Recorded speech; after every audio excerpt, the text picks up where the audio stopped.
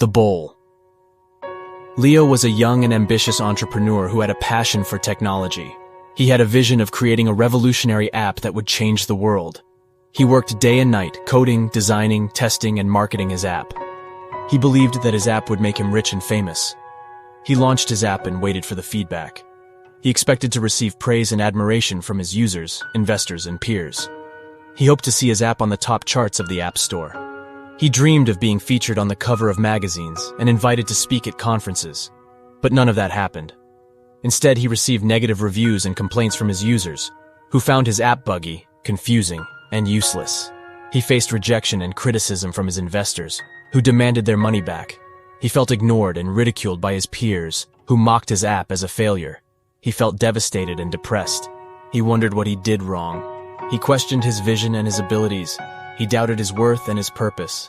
He decided to seek some guidance and inspiration from a Zen master, who was known for his wisdom and insight. He contacted the master and asked for an appointment. The master agreed to meet him at his temple. Leo arrived at the temple and was greeted by the master. He bowed respectfully and introduced himself. He told the master about his app and his problems. He asked the master for some advice and direction. The master listened patiently and nodded sympathetically. He said, "I understand your situation. You have worked hard and invested a lot of yourself in your app. You have high expectations and aspirations for your app. You want your app to be successful and meaningful." Leo said, "Yes, that's exactly how I feel."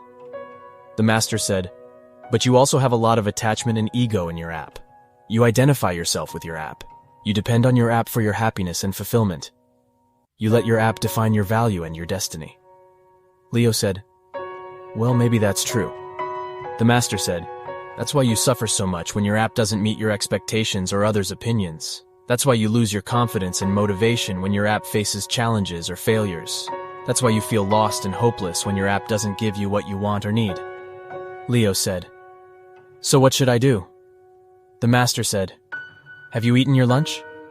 Leo said, "Yes, I have eaten." The master said, "Then you had better wash your bowl." Leo felt puzzled and annoyed by his words. He thought he was joking or avoiding his question.